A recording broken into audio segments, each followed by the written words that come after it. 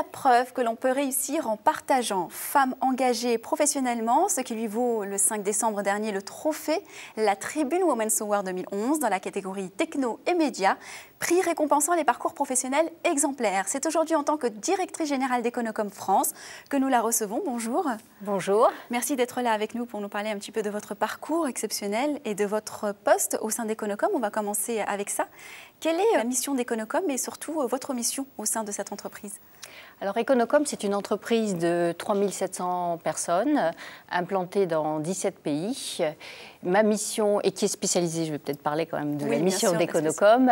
Donc Econocom est spécialisée dans la gestion des infrastructures, c'est-à-dire quand vous utilisez aujourd'hui Internet, quand vous utilisez un terminal bancaire, bien derrière, il y a des terminaux, il y a des serveurs, il y a des réseaux. Voilà. Et donc Econocom est chargé de gérer l'ensemble de ces infrastructures, donc aussi bien en tant que service qu'en tant de fourniture de matériel ou avec un business model locatif, c'est-à-dire que les clients peuvent payer donc une redevance de mise à disposition pour l'ensemble de ces services. Voilà, donc ça c'est le rôle d'Econocom. Les clients, c'est qui justement? C'est les entreprises particulières? Non, les clients ce sont des entreprises, de la PME de taille, je dirais aux alentours de 200-300 personnes, jusqu'aux très grandes entreprises. Nous avons plusieurs très grandes entreprises qui sont clientes d'Econocom.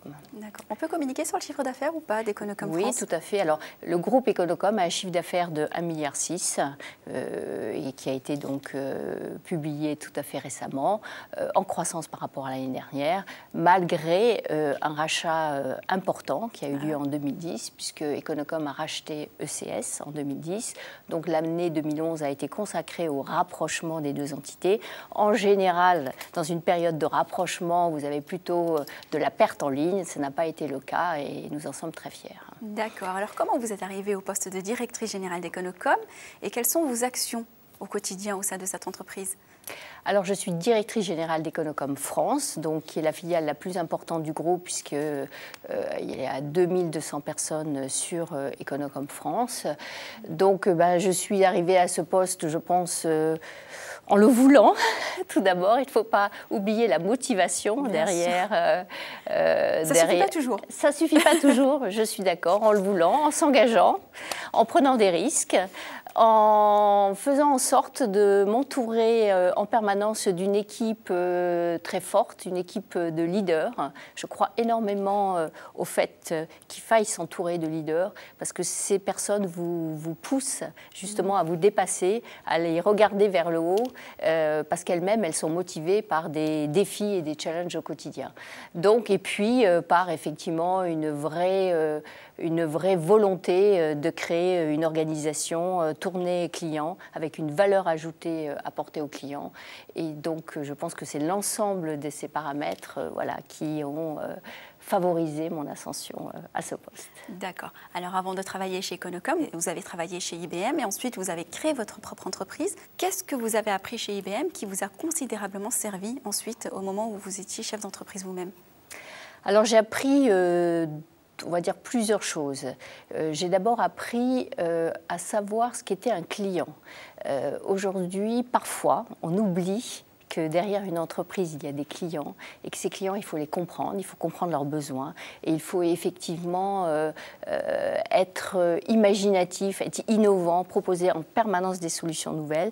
Donc avec IBM, on avait effectivement cette culture du client et cette volonté de répondre au mieux à ses besoins. Donc là, j'ai découvert vraiment ce qu'était un client et l'importance de l'écoute et de la compréhension du besoin client. Et ensuite, j'ai découvert le monde de l'informatique et du numérique et ça m'a tout à fait passionnée parce que c'était un monde dont je pressentais qu'il allait bouleverser notre quotidien. Ça a été le cas. Et ça a été le cas, puisque là, on parle de quelques années en arrière. Et donc, ça a été le cas. Et donc, je suis rentrée avec beaucoup de passion dans ce domaine. Voilà. Donc, IBM m'a appris ces deux points fondamentaux. Et en revanche, IBM m'a aussi fait sentir du doigt qu'une grande entreprise trop bien réglée, trop trop encadré ne correspondait pas tout à fait à mon caractère. Ah, d'accord. Vous aimez un petit peu les embûches, histoire de pimenter un peu le quotidien. Alors, pourquoi avoir pris l'initiative un jour de monter votre propre structure? Et quelles sont les embûches justement que vous avez rencontrées? Alors, justement, c'était par contradiction par rapport à IBM, qui était justement très structuré, trop lisse. On était trop encadré, on était trop dirigé, je dirais. Donc moi, j'ai souhaité justement me diriger toute seule et avoir la propre liberté de monter une société dans laquelle je pouvais effectivement répondre à des besoins que j'avais identifiés chez des clients. Donc il y avait un pari un peu inconscient. J'étais très jeune et je me suis dit, après tout, pourquoi pas, lançons-nous. Et puis si ça ne marche pas, c'est pas très grave. Et bon, voilà, ça a marché et à la fin, on était une vingtaine. Donc j'étais associée avec une autre personne. On a je dirais, diriger cette société et ça a marché. Alors on a eu évidemment des moments difficiles, on a eu des moments difficiles en termes de trésorerie. Le trésorerie, c'est le nerf de la guerre. Et ça arrive quand on crée son entreprise. Et quand elle n'est pas là, effectivement, vous connaissez les affres de la nuit blanche, de savoir comment vous allez payer derrière ces personnes, de rien montrer le matin au réveil. Donc voilà, et puis on a toujours réussi à surmonter. Comment vous avez pallié ces problèmes financiers? Ça intéresse pour le coup aujourd'hui beaucoup de gens. Puisque les banques ne prêtent plus. Écoutez, à l'époque, d'abord, c'était plus facile, sans doute. On était dans les années 80, c'était un petit peu le boom. Donc, j'étais pas tout à fait dans la période actuelle. C'est effectivement en dialoguant énormément avec les banquiers, en ayant en amont créé une relation de confiance. Oui, ça. Et ça, c'est très, très important. Une relation de confiance qui font qu'à un moment donné, quand vous avez un coup dur, ils sont à vos côtés. Et voilà. Et puis, ça a marché. On a traversé la période un peu difficile. Et on a survécu. Aucun regret. Aucun regret. Non, aucun regret. Votre devise dans la vie, c'est la philosophie du PPP. Alors, People, Profit, Planète. Qu'est-ce que cette approche philosophique et en quoi vous êtes-elle au quotidien? C'est quoi le PPPP? Alors, People, Profit, Planète. Moi, je suis absolument convaincue aujourd'hui que le modèle du tout économique ne fonctionne plus et ne fonctionnera plus à long terme. Donc, quand je dis People, Profit, Planète, c'est qu'il faut concilier à la fois les personnes qui travaillent pour vous. L'humain, exactement. Le profit. Parce que le profit, c'est quand même un moteur nécessaire. Si vous n'avez pas le profit, l'entreprise ne survivra pas, l'entreprise ne pourra pas recruter, l'entreprise ne pourra pas lancer de nouveaux défis, de nouveaux projets. Donc il y a le profit qui est évidemment ce moteur. Et puis il y a l'actionnaire qui doit quand même avoir un retour sur l'investissement dans l'entreprise.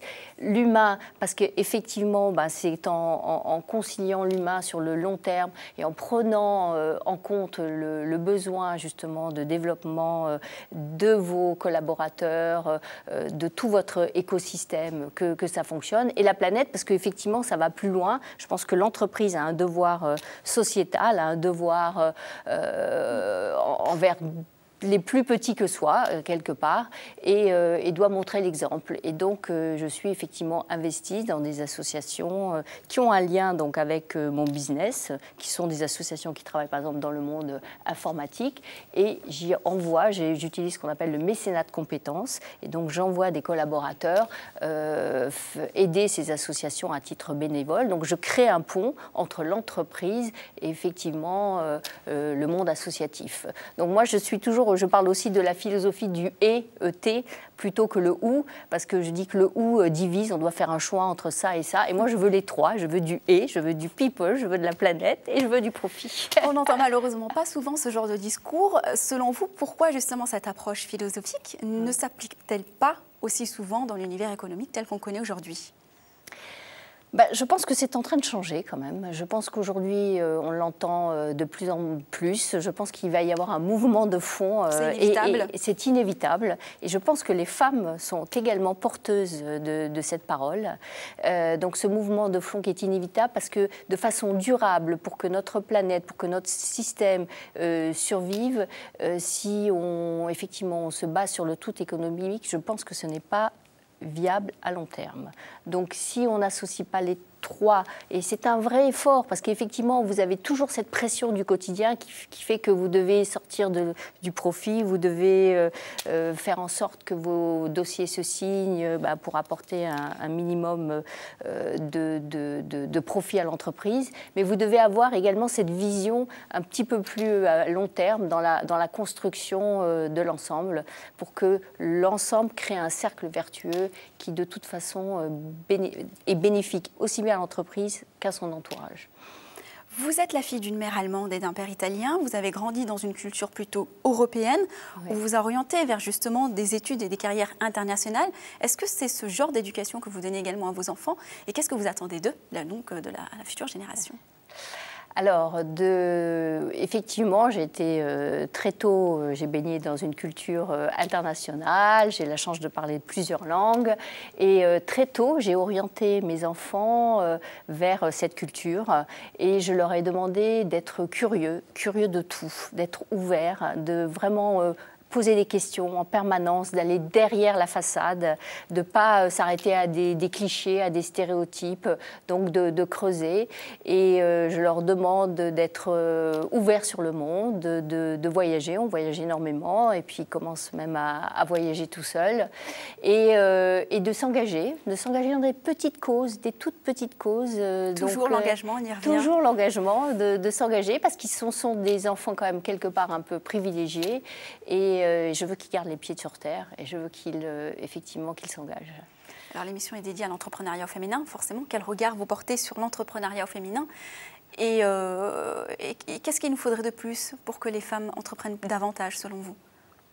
Alors d'abord, les femmes doivent cesser d'être leur propre ennemi, c'est-à-dire que parfois les femmes, enfin celles que je rencontre de moins en moins, et ça c'est vraiment un mouvement qui change, manquent de confiance en elles, ou alors elles se disent ça c'est pas pour moi, je vais pas y arriver. Quand il y a un poste qui est disponible ou dans mon entreprise, il y a des femmes qui pourraient y postuler, vous avez immédiatement plusieurs hommes qui postulent, et il faut aller chercher la femme, il faut la convaincre qu'elle est tout à fait capable d'accéder à ce poste. Voilà, donc déjà, il y a cette barrière, je dirais, mentale qu'il faut dépasser elle-même. Bon, ça, c'est un travail sur les femmes et l'entourage également, parce qu'il y a aussi des stéréotypes qui sont transmis par l'entourage. Il faut l'accès aux capitaux. Il faut effectivement qu'elles aient plus facilement, qu'elles osent aller vers des fonds, qu'elles aient un accès à divers levées de fonds. Et je pense qu'elles sont après tout à fait capables de monter une entreprise et surtout de garder cette conciliation vie privée, vie professionnelle qui pour moi est un pilier indispensable dans la vie. Vous avez anticipé ma future question. Très rapidement, comment vous arrivez justement à concilier ce côté mompreneur, qu'on appelle mompreneur, ce sont les femmes entrepreneuses, et votre vie professionnelle telle qu'elle est aujourd'hui, c'est-à-dire très riche? Écoutez, j'ai toujours effectivement veillé à ça. Je pense que c'est une vigilance qu'on doit avoir parce qu'on peut très vite se laisser complètement déborder par tout ce qui est business. Donc c'est une vigilance, c'est une attention vis-à-vis de mes enfants et de mon entourage. Mes enfants savent qu'il y a des moments où je suis complètement disponible pour eux et j'y veille. Et ils ont j'ai ce dialogue franc avec eux où il y a des moments qui sont plutôt fermés pour eux. Ils le savent également, mais ils savent que voilà, ils sont une priorité et je suis effectivement, je pense qu'il faut être très vigilant vis-à-vis de ça. Miser sur le dialogue et foncer. Ce seront les conseils de notre invité. Merci beaucoup d'avoir répondu à nos questions. Merci à vous. Merci à vous de nous avoir suivis. On se retrouve bientôt sur We2Biz Radio et sur Demain. À très vite. Merci.